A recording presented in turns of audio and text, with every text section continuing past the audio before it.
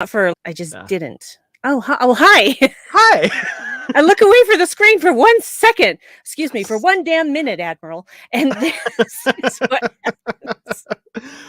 Welcome everyone to the Unready room. As always, unready, either by design or by anyway. Welcome. We're here, of course, talking about Star Trek Prodigy with me, Dan Gunther, and my esteemed co-host, Brandi Jackola. Brandi, how's it going? It's going. Yay! Um, Yay. I'd always say this every week, but I'm so excited to talk about this episode. It's so much fun. Same, Oh my same, goodness. same. Oh, and so yeah, thank you regulars. I already see some chat happening. TJ Wellington and Ricky. I'm sure. Oh, maybe it is just you three. I'm seeing the viewer count is 3. That's okay. That's okay. We're at a weird Well, time. where the H is my husband. He's literally on the other side of this Oh wall. my Ugh. goodness. I am offended. I am offended. We might have a He delayed viewer count though too. Okay, but I still don't see him in the chat. Dave, if you're in the chat, make yourself known because otherwise there's going to be trouble once this show's over. There he is. Yay!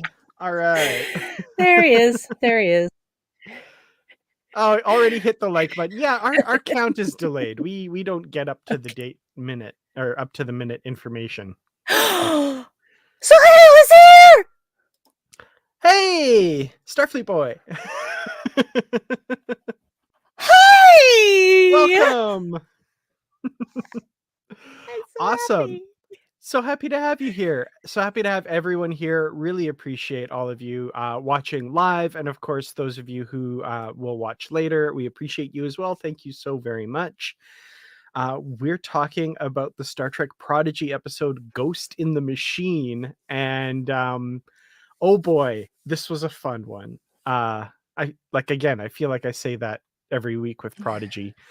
But yeah, there's some great fun elements and some heartbreaking elements, as Brandi and I have already talked about a little bit on the before we started recording. And first of all, I want to characterize this episode as like this should not be a surprise at this point, because this has happened. We talked about it last time with previous episodes where it's like, oh, this will be a fun little side adventure. Oh no, wait, here comes the main plot crashing through and slapping us upside the head and chopping us on the neck, I guess, although that story doesn't get continued quite yet, interestingly. But Yeah. yeah, we've got major developments plot-wise happening in the kind of background of this seemingly fun standalone episode. Yeah. Well, it's interesting, I think, because once the episode got going, I wasn't even thinking about continuing that stuff on the Dauntless. Mm-hmm. Didn't even cross my mind because I was completely invested in what was going on. And I loved that they did your typical trope of the holodeck malfunctioning and turned it on its ear again. Well done. Well done. Mm-hmm. Yeah, so let's start with that, because the very start of the episode is a simulation where they're trying to figure out ways to get around the whole living construct infecting Starfleet, try and communicate what's going on in kind of ways that a lot of us were probably yelling at the TV screen in previous weeks. You know, use your Mhm. navigation lights to flash Morse code, or fire phasers to try Morse code. So at least speaking in this simulation, that doesn't seem to work for whatever reason. But I love this whole sequence because I think fairly early on you realize it's got to be a simulation. But for those first like 5 or 6 seconds, you're like, oh, we're in the middle of it with it. Oh, okay, no, it's a simulation. Cool. But I like that they're trying to game these things out, and they're still trying to get back to Starfleet. But at the end of this, whatever 83rd failed attempt or whatever it is, they kind of collectively decide, yeah, maybe we're not going back to Starfleet, which is a bit of a sad moment. They're going to keep trying, but there's definitely a feeling of resignation among the crew. definitely. And so they all go and eat a bunch of ice cream. Yes. Because why not? Yeah. Um, I love this scene because it felt like, for at least like some of the characters are pretty goofy all the time, like Jankum and Rock Talk always has that childlike innocence to them. But what I really loved was seeing Gwyn kind of let loose a little bit and not be just, serious about the mission, about her father. Like she expresses some frustration and then drowns her sorrows in whipped cream, which that was great. I loved that. But what sort of madman would whip cream? I don't know why anyone would Lunatic, do this. yes. Yeah, why I don't know why anyone would do the freaking spray kind. You gotta home make that stuff. You gotta home make it. Otherwise it's just To be fair, the spray can that she had looked to be one of the ones that you would put the homemade whipped cream in. Like it didn't Oh, look okay. like a manufactured one, so Okay, good. Okay, it then looked I'll like a give her a pass. restaurant grade one, yeah. Yeah, I'll give her a pass because she doesn't know whipped cream etiquette at this time, and so it's all good. I'm gonna let it go.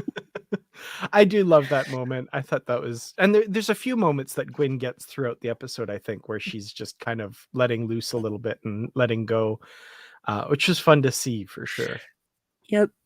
Especially the feral human suffering from malnutrition.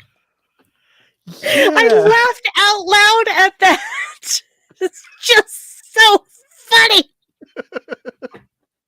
I'm like, I didn't get that from what walked behind her, but okay.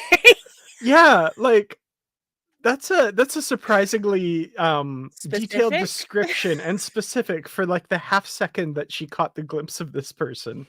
I thought that was interesting. So, yeah, of course, after they finish their ice cream and retreat to their various sleeping areas, weird things start happening. And I liked when Dal goes into his quarters and shuts everything off, and there's that music. And for like half a second again, I'm like, oh, that's interesting soundtrack choice.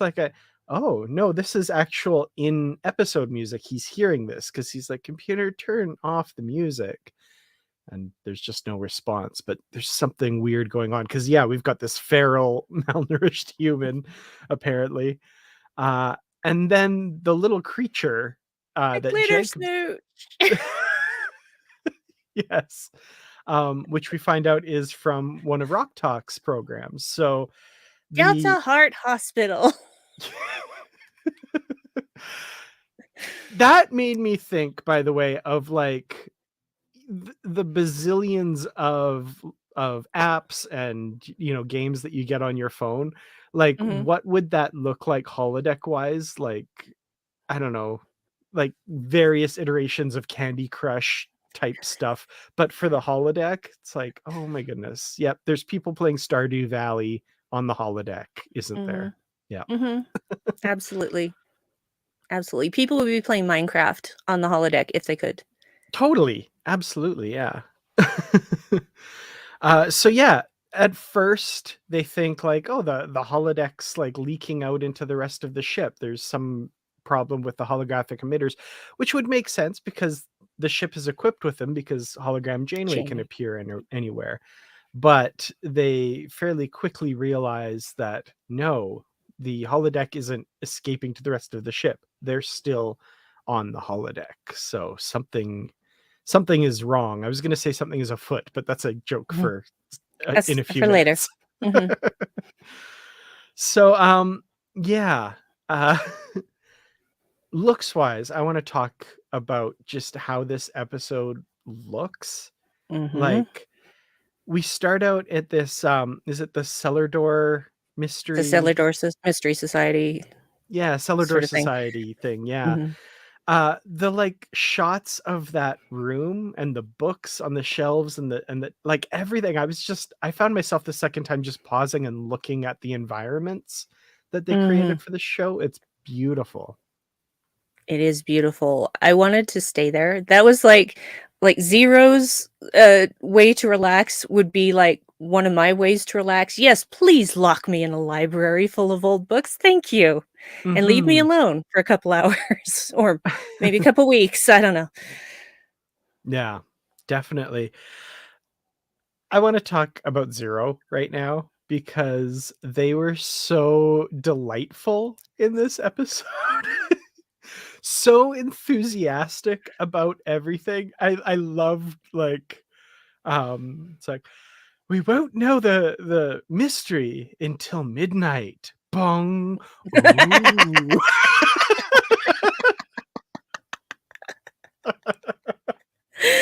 So good.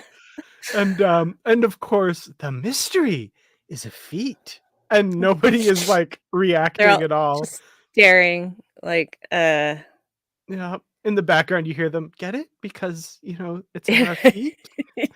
Yeah, nobody's having it. they're trying so hard. They're trying so hard. And we were talking about this before we started. It's like when you improv, you have to commit fully. Oh, And yeah. Zero committed fully. Yep, they committed to the bit 100%. They did. Yeah. The they're adorable in this episode. The whole deducing things, but just the enthusiasm. This is another instance where I want to see Angus Imrie in the recording booth recording this because I've got Mhm. to imagine, doing all the you can hear the gesticulations and stuff. I love it. The thing is, because of the nature of what was going on in the world at the time that this was likely recorded, I'm sure that he was not in. I don't know if he's a he or they. I'm sorry. Don't wanna Pretty misgender. I'm pretty sure he's he, but Okay. I could be wrong, but Um, yeah.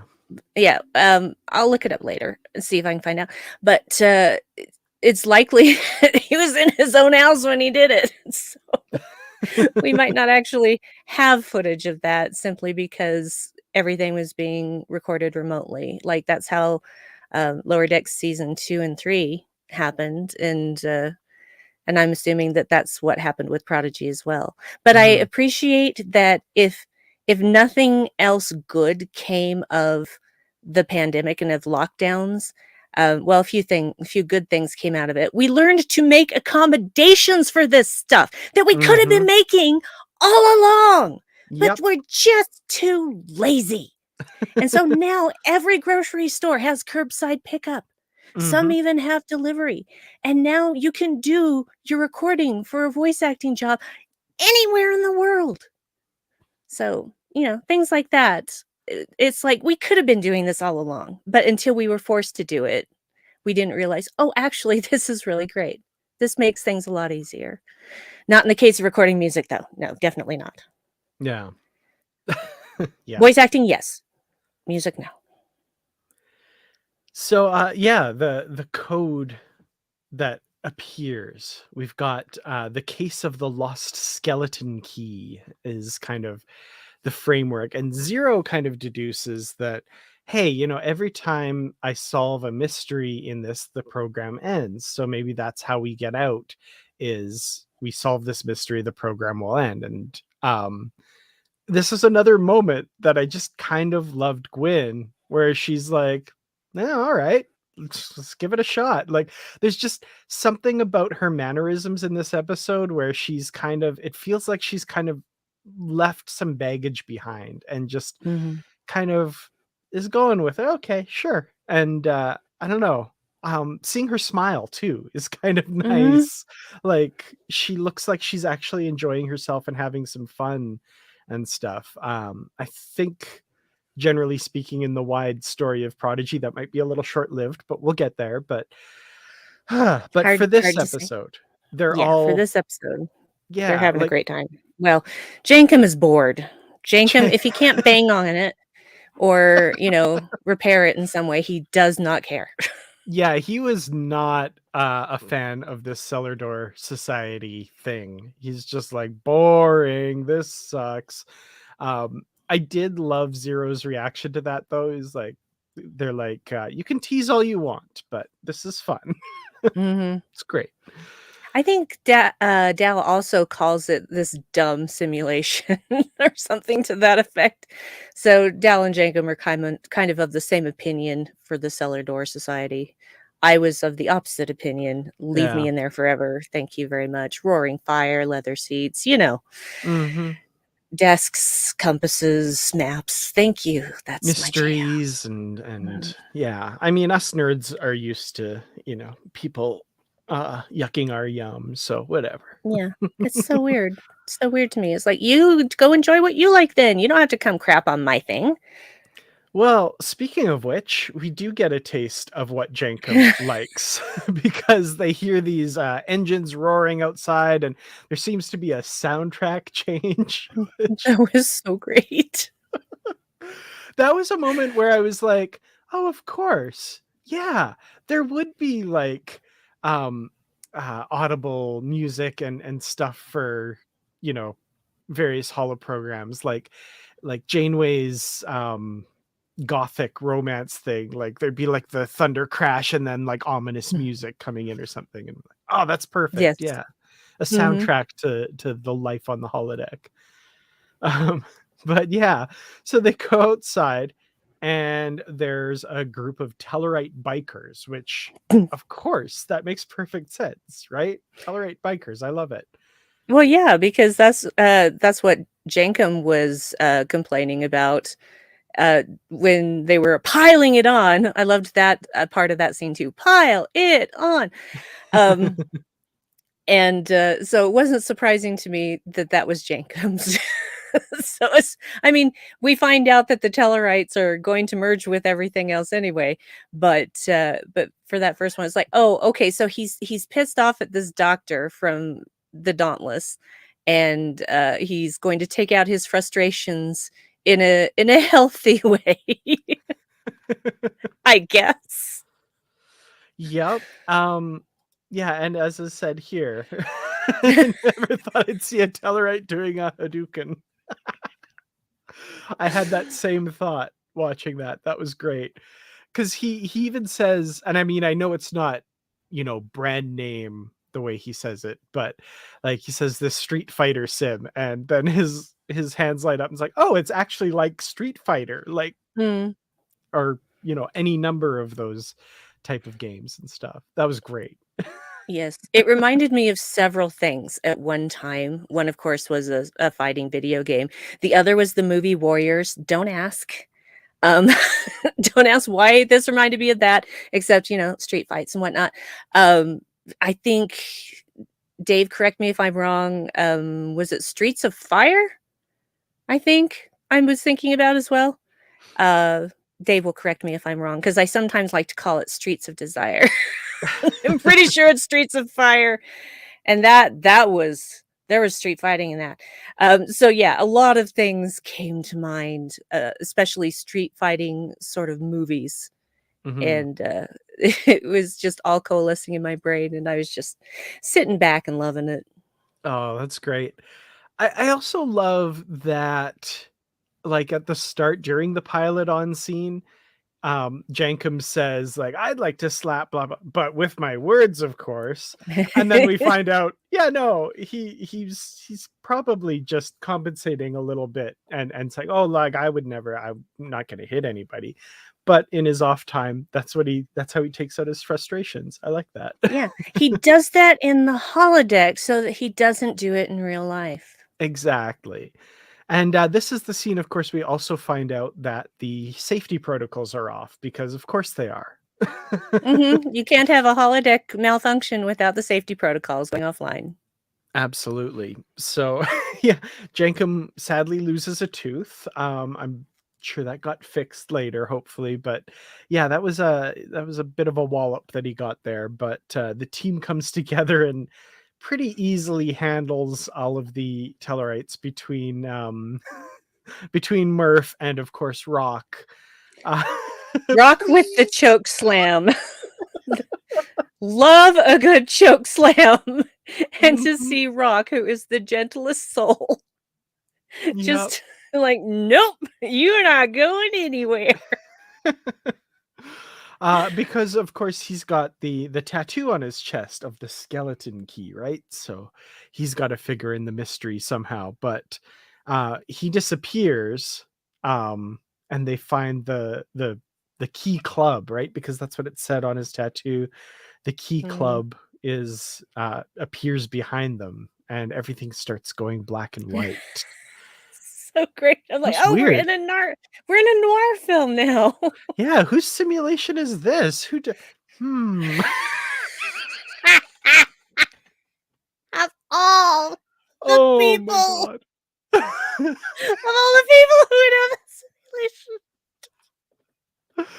So, okay, so yeah, they go into the club, they're wondering what the heck's going on, and the MC is like, "Hey, look who the cat dragged in. Honor us with a song. Murphy No Shoes." Mr. Murphy No Mr. Murphy Shoes. No Shoes. They're like, "What?" I can't even I can't even describe this scene because I was looking at it through tears of laughter both times Uh-huh. I saw. Oh my god. What I wanna know is, was that Dee Bradley Baker singing? I was wondering that too. I Um, wanna know that. yeah, yeah. I meant to try and find that out before we started, but I didn't get around to it. But yeah, I have so many questions, and I love that. Like, I guess just during downtime, Murph comes to the holodeck and And pretends lip to be a syncs and crew. just lip syncs and, like, does some soft shoe maybe? Oh my goodness, that was so funny. Oh, Murph can sing. Murph can dance, and Rock's doing the little. And then as Zero says, or at least effectively lip sync. I just quickly looked it up, and Dee Bradley Baker does sing, so I will bet you money that's him singing. That's amazing. Well, and the thing is, like, I think I might have heard D. Bradley Baker's real voice maybe once or twice in my life in some little clip of an interview, because every time we, see him doing a character, he's doing a voice, right? So I had nothing brain-wise to, like, compare it to other than all of his very different voices, which all sound different, right? So, Mhm. yeah, that's incredible. Oh, so much fun. Yeah, so good. So good. I yeah, there's so much more we need to learn about Murph. So much more. So Oh, much more. because yeah, he's like, this one puts it to rest once and for all, I think. But up to this point, there was, you're like, oh, he understands what's going on. He understands when people tell him things. There's like earlier in this episode where Rock says, Murph, put your paper on top of mine and let's look through it together. And he immediately does it, right? Mhm. So, Mhm. it's not like he's just interpreting little, no, he's there, right? Like so. And then of course this clinches it where he's going and programming holodeck simulations. Yep. I love it. Programming holodeck simulations. A toddler programming holodeck simulations. Oh man. So great. I love everybody's reactions, and I think Jankum's just like, what? It was like this was, what? Great. Oh my goodness, it's so great. Um, so yeah, they decide, let's look around for clues. Let's try and figure this out. And Gwen decides to go get a drink. She's gonna go get a Jumja tea, which is a nice little Bajoran reference. I like that. Mhm. Um, but the bartender looks No, no, no, like, no. We or don't the talk about alcohol in a kids show. sorry, the The barista. the We're calling him a barista. barista. Yes, sorry. I mean, it That would all be synthahol anyway. I don't know what the big deal is. That's funny, because I remember vaguely in the back of my mind thinking barista and, not thinking about it much past that, but yeah, that makes perfect sense, of course. So the barista, looks like the diviner because they programmed a hologram of him earlier, in the season as well, so, um, I love this scene if for nothing else, just being able to hear John Noble's fairly regular voice, but with Mhm. just a little bit of an old-timey, like, twang to it a bit, that was nice. I love John Noble. I think he's an amazing actor, and Agree. yeah, this I just love, what was it? She says to him, "My father put the fate of our world on my shoulders without ever asking me." And he replies, "Sounds like despite your pop's intentions, you got to find your own way." And I just, his delivery of that line, I love Mhm. that. The sentiment behind it, but also just John Noble's delivery of it. Yeah, and it all goes back to the very first episode of Star Trek, which I'm talking about the cage, y'all. And the doctor saying that people will tell their bartender things that they wouldn't tell their doctor. Mhm. Yeah. Yeah. So, I just wanted to jump back to this because, Patrick chimed in first. He Shazammed the song "Smile and Forget It" by Troy Klein. And Wellington confirms, according to Memory Alpha, the song was written and performed by Troy Klein. So Well, they probably just used the like recording. Yeah, yeah, but I lost my bet. that's okay. But I'm sure we'll hear a lot more of D. Bradley Baker. It's in the future. Anyway, Yeah. yeah. So they I love also Rock hearing the piano. He's like, "Oh, you think a place this nice would fix the piano?" And Sarah's like, "What?" It's like, "Yeah, there's a missing key." Missing key. I love that she used the word swanky. Swanky, yes. Very, yeah. Apropos for sure. So Mhm. yeah, from there they get everybody together. I also didn't for whatever reason, the first time watching it when Murph is wearing the hat, I kind of like just blinked and missed it. It's like, oh, where do you get the hat from? But the second time, like just noticing that he just like stretches his arm out and steals it from a random Tellarite in the Mhm. audience. I just love that and rolls it onto his head. So good. Yes. Um, but let me just block a Block user that here. spammer? Yeah, Yep. mhm.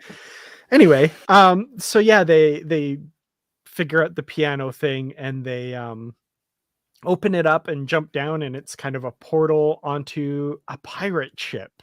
And whose fantasy could this be? Well, I knew it s- was Dallas. of course, yeah. As a captain who wants a crew who respects him. It's like, oh, And the thing is that nobody reacts to that. yeah. They're just Nobody reacts like, to it. yeah, Mm, fair, fair. mhm. Not any kind of, "Oh, no, we do respect you, Dal," or even not even a, "No, of course we don't respect you." But, I mean, if they didn't respect him, he wouldn't still be in charge, would he? So, I Mhm. think they just kinda let that one go and just like, "Yeah, let's not feed into this." Yeah. I like that. It's just, yeah. And I mean, it was also, I think, a little bit clear on Dal's face that he was ribbing them a little bit. Like I Mm, it wasn't a moment where Dal was actually acting put upon, and that like his crew, like he kind of had a bit of a smirk. He's like, "Crew that actually respects me." mhm. So yeah, I think everyone kind of got it a little bit. But yeah, this pirate crew, which is now Tellarites, because that's just what we're doing in this All episode. merged. Yep, mhm. They're on this ship, and he issues orders to his crew to look for a skeleton key. One crew member decides he's gonna go overboard and check the ocean.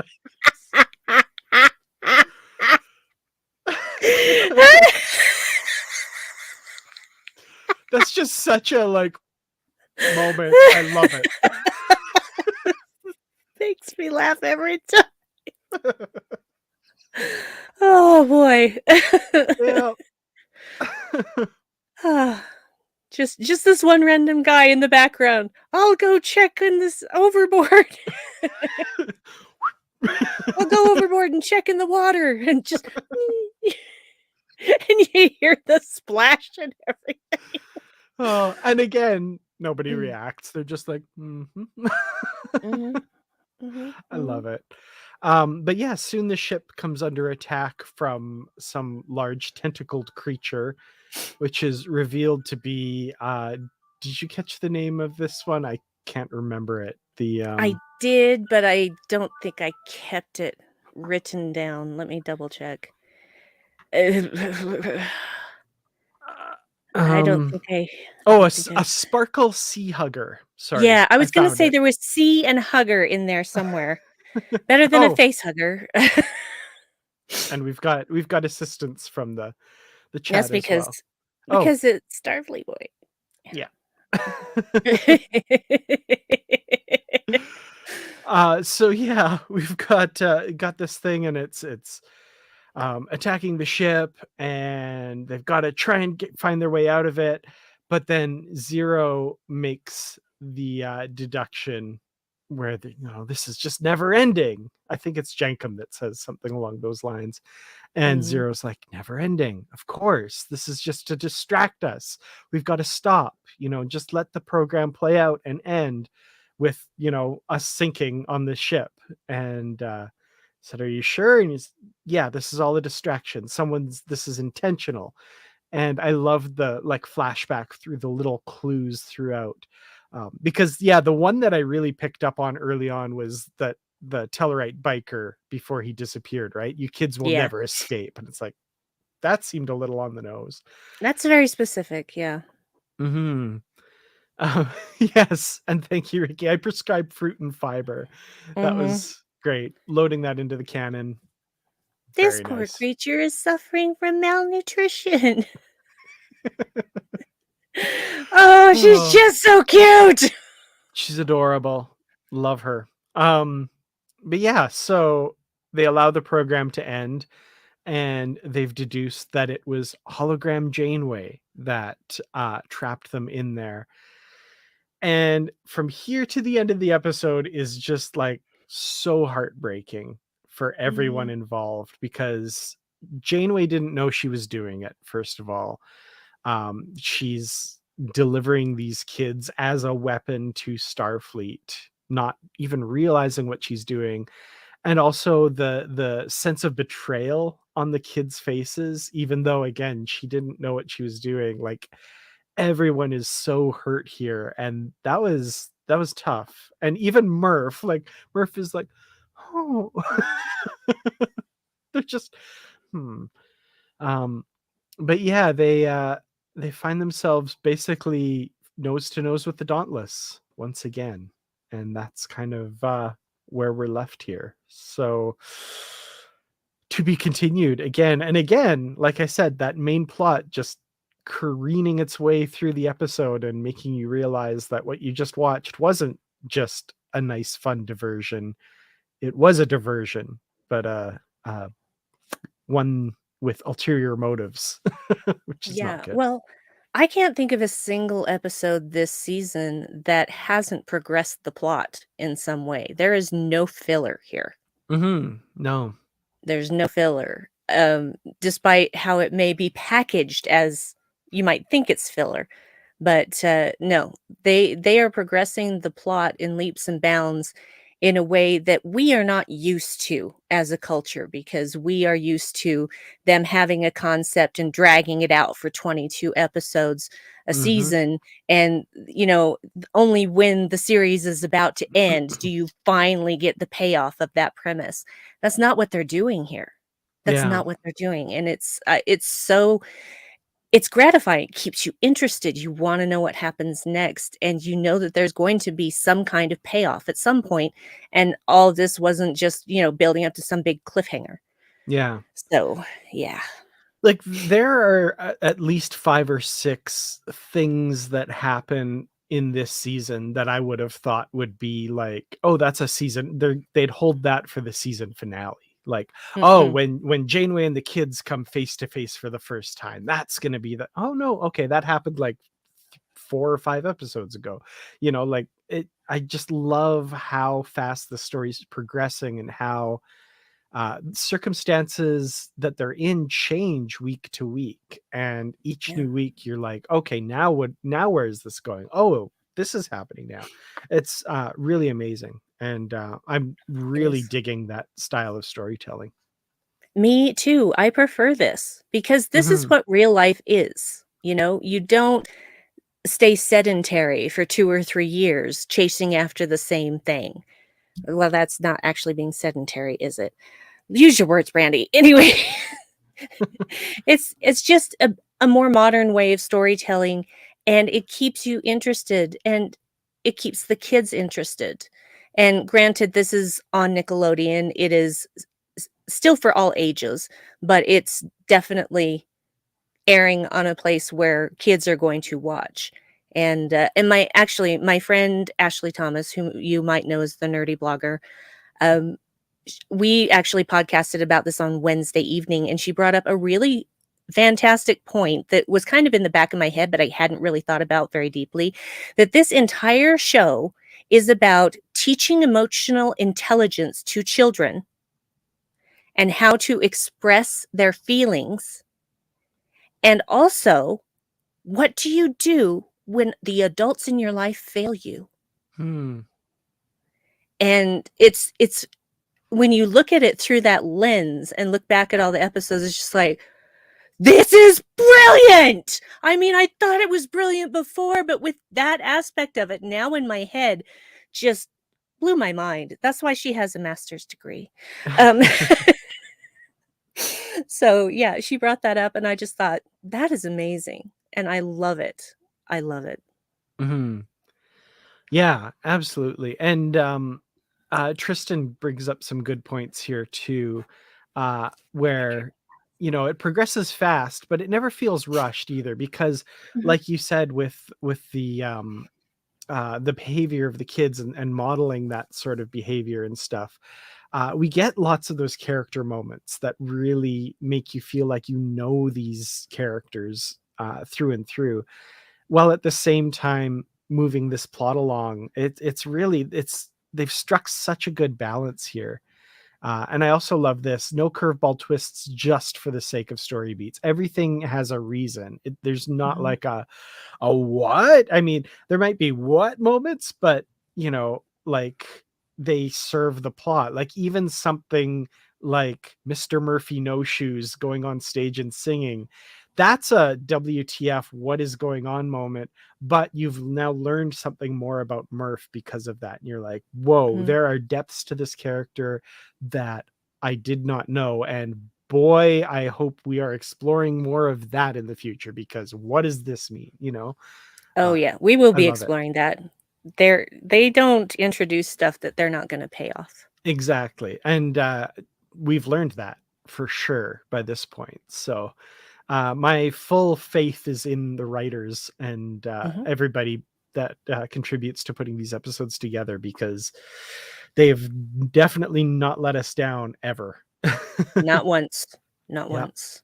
And yeah, Patrick, David Mack has been a cheerleader for this show from the very beginning, and we are seeing exactly why it is he was so enthusiastic about this. And yeah, I'm right there with him, and I agree completely. Yep. David Mack. Love David Mack. We Smart have the guy. same birthday. Not the same year, but we have the same birthday. So, I Nice. feel a connection. Well, before we pop this blow stand, let's talk about our final thoughts and ratings for Ghost in the Machine. Brandy, if you'd like to go first, and then of course, folks in the comments, if you want to chime in with your ratings as well. Uh, you know, there hasn't been a single episode of Prodigy that I haven't loved, really. And the series as a whole so far is truly some of the best Trek I've ever seen. Well-paced, interesting characters, a story that hasn't really been done before, and yet still working in elements that are familiar to old school Trekkies like you and me. And so I everything about this episode, because usually I find holodeck episodes very frustrating. Not frustrated for a second, not 1 second. And I enjoyed getting a peek into the minds of these characters that we hadn't really had before. So I think it's brilliant. I think it's wonderful as per usual, and I give it one giant "let the darkness take me." Oh. Yeah, I every week I'm just blown Mhm. away by how good this show is and how much I'm enjoying it. And I didn't I didn't necessarily minimize it when it first started because it's a kids show, but uh like I had high expectations for it and I knew I would enjoy it, but I did not think I would enjoy it this much and be this impressed by the story week to week of how this is going. And just the fact that the most irrelevant things can turn out to be so relevant. Mhm. I'm loving the storytelling. I'm loving the characters. I'm loving everything about this show, and this episode in particular. Just like the heights of laughing my butt off to the point where I'm crying because I'm laughing so hard, to feeling so heartbroken for these kids and wondering where the heck this is going to go next. um yeah, I can't give this any less than I'm gonna say one big cannon full of fruit and fiber. Yes. So Yes. Yeah. Well, fruit and fiber, it's important. Keeps you regular. Get absolutely. get that vitamin C. Yep. So Well, so next week we've got the episode Mind Walk. I believe I have to double check my schedule, but I think we'll be back to the evening, unfortunately, because I know this time, earlier in the day is very helpful for friends across the pond and in other mhm. countries and time zones and stuff. So thank you all so much for joining at this weird time slash helpful time for some people. Next week, yeah, back to the evening, I guess, in our time zones. But yeah, we've got Mind Walk. That sounds exciting. I can't wait to see what that one's all about. We've got the traditional Star Trek holodeck malfunction episode, and Mind Walk makes me think like maybe entering someone else's brain episode. Star Trek's done that a few times. I don't know. We'll see what's going on. But um, yeah, until then, thank you so much for watching. We'll see you next time, and live long and prosper. And